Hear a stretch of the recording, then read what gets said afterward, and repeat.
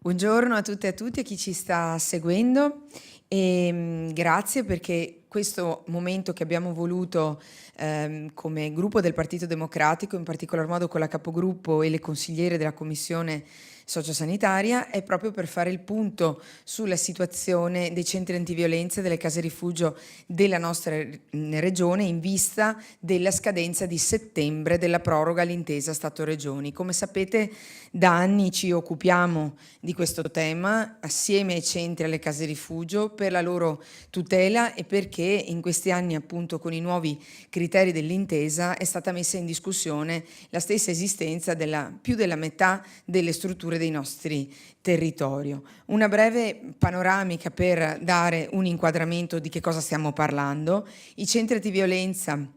dell'ultima rilevazione che abbiamo della Regione del Veneto 2024 sono 25, uno in meno rispetto allo scorso anno, gli sportelli sono 34, 4 in meno rispetto allo scorso anno, e mentre sono aumentate le case rifugio. La scenografia, diciamo, lo scenario è questo e sono distribuiti per le province in questo modo, come potete vedere nella slide alle mie spalle. Quindi una diffusione che è essenziale per arrivare capillarmente anche in quei territori in cui le donne fanno più fatica a denunciare, in territori periferici di provincia dove davvero i servizi sono essenziali e rappresentano la differenza tra la possibilità di una vita sicura e invece una vita che vive ancora in una condizione di violenza domestica. Sappiamo che questa è la condizione principale, quella delle realtà domestiche di violenza. I finanziamenti sono aumentati nel 2024, quindi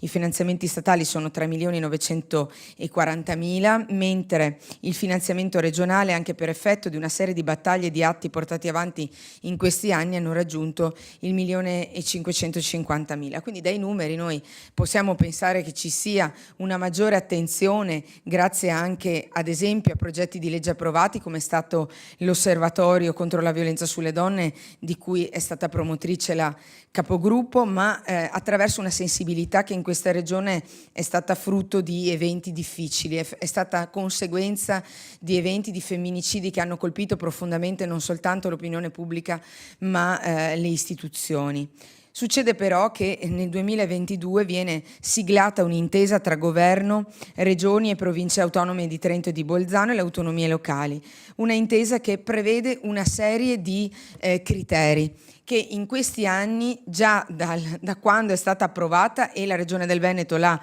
sottoscritta pur sapendo che avrebbe messo in crisi molte delle strutture del Veneto, da quando è stata approvata i centri antiviolenza e le case rifugio hanno chiesto venisse modificata. Perché? Perché appunto metteva in crisi la loro stessa sopravvivenza. Quali erano questi requisiti? Quali sono ancora ad oggi questi requisiti? La registrazione a RUNTS per le realtà, l'esclusività o la prevalenza, questo è stato uno dei criteri contestati, vuol dire che se tu sei una realtà che fa antiviolenza come attività prevalente potresti continuare ad operare, ma se ad esempio ti occupi della tutela minori, ti occupi dell'accoglienza dei minori e a fianco hai anche il centro antiviolenza, o se sei un comune e quindi fai servizi pubblici e poi hai anche uno sportello antiviolenza, non lo potresti più fare secondo questi criteri. L'esperienza di 5 anni consecutivi per l'attività e poi un altro criterio che ha messo in grossa difficoltà, la garanzia di un call center aperto H24.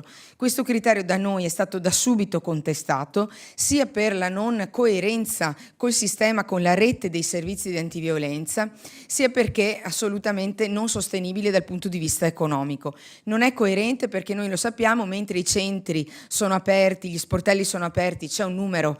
ogni centro ha il suo numero, è funzionante, quando i centri chiudono si attacca,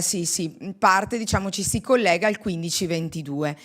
Pensare ad un H24 anche notturno non ha nessun significato e nessun valore aggiunto, perché sappiamo che nei momenti di emergenza sono le forze dell'ordine, il primo soccorso, gli ospedali ad essere quelli contattati direttamente tramite il 1522. Quindi da subito abbiamo detto sono requisiti che non vanno nella direzione di proteggere, di tutelare, anzi di far crescere il sistema dell'antiviolenza in Veneto, le reti che nel tempo con passione, e per questo davvero dobbiamo ringraziare tutte le volontarie e i volontari, le operatrici, gli operatori che si sono prodigati nelle varie strutture, nelle varie reti, quindi dalle forze dell'ordine ai centri antiviolenza e alle case rifugio, e quindi non andava in questa direzione. Adesso a che punto siamo? Siamo, diciamo, di fronte a un punto di domanda che in queste ore sembra essere un punto di domanda che trova le prime risposte, ma nero su bianco non abbiamo ancora conferme. Cosa abbiamo fatto in questi anni?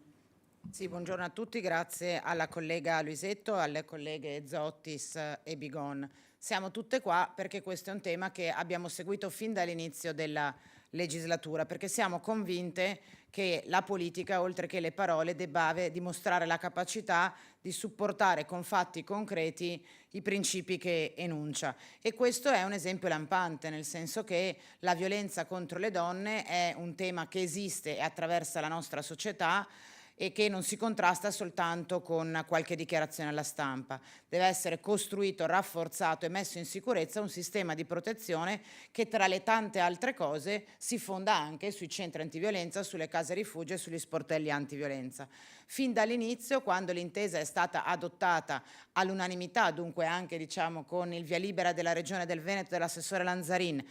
fin dall'inizio è stato un atto, un'intesa che ha messo in forte allarme e preoccupazione tutti gli operatori del sistema, e fin dall'inizio noi ci siamo attivati per chiedere di rivedere alcuni requisiti troppo stringenti di quell'intesa. Nell'agosto del 23 abbiamo presentato la prima mozione in Consiglio regionale, che peraltro è stata approvata all'unanimità, con la quale chiedevamo alla Giunta un impegno a rivedere i criteri, e poi una serie di interrogazioni, una a settembre del 23, una a gennaio del 24, un'altra ad agosto del 24, l'ultima a maggio 25, tutte richieste di sindacato ispettivo per chiedere notizie alla Giunta rispetto agli impegni che l'assessore Lanzarin si era assunta di provare a far modificare l'intesa o trovare meccanismi per mettere in sicurezza gli operatori. Ora, siccome in teoria l'intesa, che appunto aveva visto una proroga proprio in seguito alle proteste che si erano sollevate dai territori, di 18 mesi, a settembre scade la proroga e dunque in teoria a settembre l'intesa dovrebbe dispiegare questi effetti. Ora, abbiamo fatto tante interrogazioni, abbiamo fatto la mozione, ma risposte non ne abbiamo avute. Abbiamo letto un'agenzia di un comunicato stampa dell'assessore Lanzarin ieri, da un lato appunto chiaro e serenato, rimangono però alcune questioni. La prima: la politica, le istituzioni rispondono dentro le istituzioni. Chiediamo all'assessore Lanzarin magari di fare qualche comunicato stampa in meno e rispondere a qualche interrogazione in più, perché se stamattina, che c'era Consiglio, avesse raccolto l'occasione per rispondere a una a caso delle tante interrogazioni che giacciono senza risposta su questi temi, avremmo, avuto qualche certezza in più. Due, c'è un problema di dialogo con i territori, perché come non sappiamo niente noi, non abbiamo certezze noi, il dramma vero è che non hanno certezze neppure le operatrici e gli operatori che con impegno, molto spesso in forma di volontariato, gestiscono le case rifugio e i centri antiviolenza, che vedono la scadenza di settembre come una mannaia sopra la loro testa e vivono in questa condizione da 18 mesi, cioè da quando la Regione aveva detto vediamo cosa si può fare. Quindi noi ovviamente auspichiamo che le indiscrezioni uscite nell'agenzia della Lanzarin siano a breve confermate, non abbiamo però alcuna certezza e quindi vogliamo che su questo tema ci sia anche un po' l'attenzione dell'opinione pubblica, perché è un argomento che riguarda davvero la qualità della vita della nostra regione, oltre che l'impegno di tante operatrici che in questi anni si sono dedicati a questo tema importantissimo. Chiara, io lascerei la parola alle colleghe se hanno piacere di aggiungere qualcosa. Prego. C'è un cambio.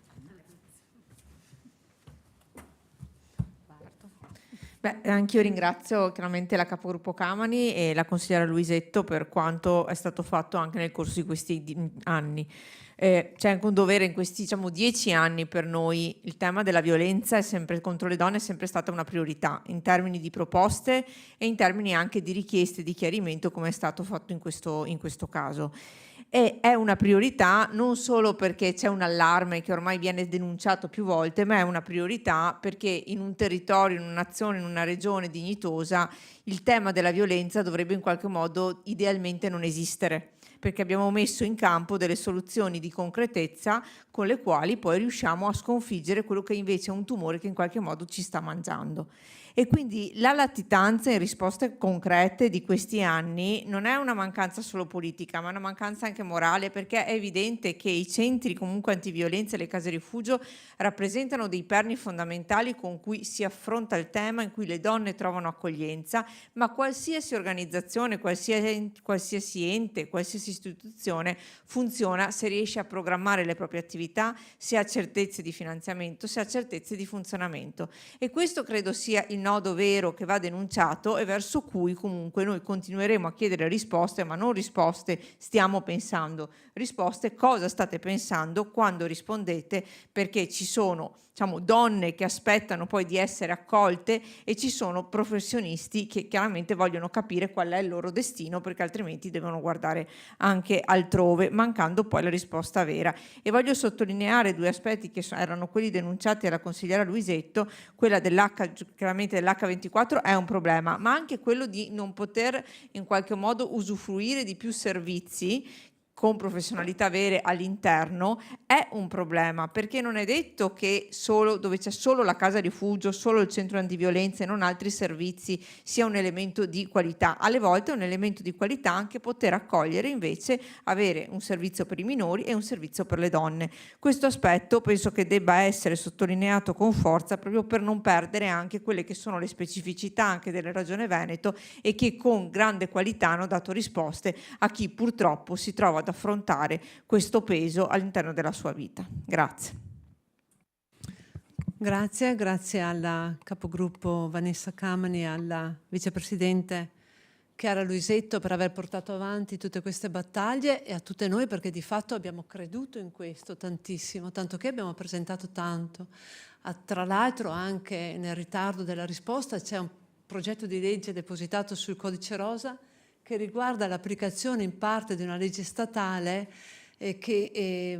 dichiara fondamentale la formazione all'interno di ospedali, di ovviamente anche polizia statale, polizia locale e quindi tutte quelle persone che possono essere le prime ad accogliere una persona che ha subito violenza.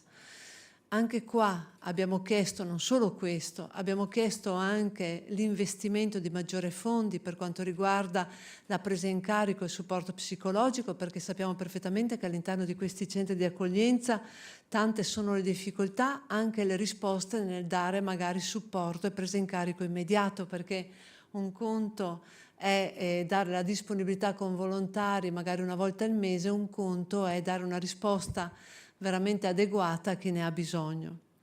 L'altro aspetto che abbiamo chiesto, proprio anche a prima firma della capogruppo Camene, è stato anche la gratuità del patrocinio a chi ha bisogno di essere preso in carico, perché ci sono anche degli aspetti legali molto importanti che la donna va incontro dall'aspetto civilistico e all'aspetto penale.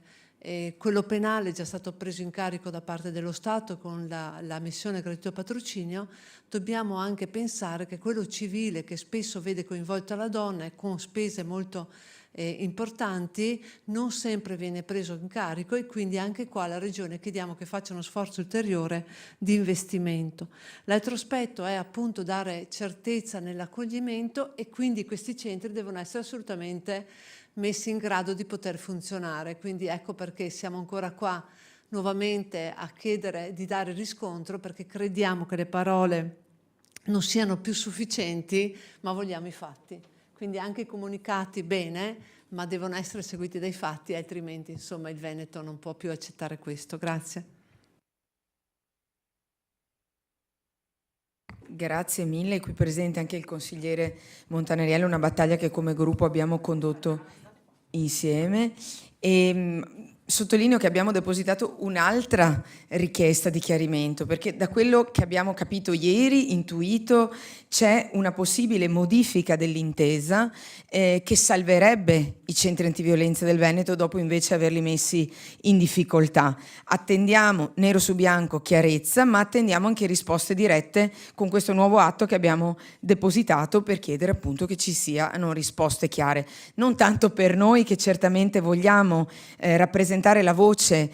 di una rete fondamentale, quanto piuttosto per chi, come è stato detto, opera all'interno di questi centri. Siamo a fine luglio, guardate, 2 anni fa a quest'ora eravamo qui, credo più o meno nella stessa data, assieme ai centri, a chiedere chiarezza, e continuavamo a dire attenti che non arriviamo agli sgoccioli di settembre con la proroga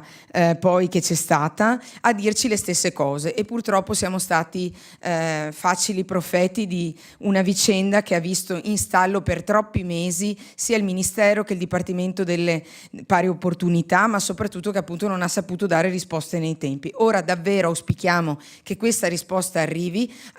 per vie istituzionali e arrivi soprattutto con chiarezza a tutte le operatrici e gli operatori che rendono fondamentale, essenziale e forte un sistema che rappresenta la salvezza per molte donne, ma rappresenta anche formazione, cultura del rispetto e della parità. Quindi ringrazio le colleghe Camani prima di tutto come capogruppo, la vicepresidente Zottis e la vicepresidente Bigon, e insieme col consigliere Montanariello per tutto il lavoro fatto in questi anni, molto prima anche di questi 2 anni in cui sono arrivata anch'io, perché da sempre è un tema, come abbiamo sentito, centrale per il nostro gruppo. Se la capogruppo voleva aggiungere qualcosa, se ci sono, chiudiamo allora la diretta e ringraziamo tutti per averci ascoltato in questo punto dei fatti, e speriamo che serva a smuovere ulteriormente risposte chiare. E se ci sono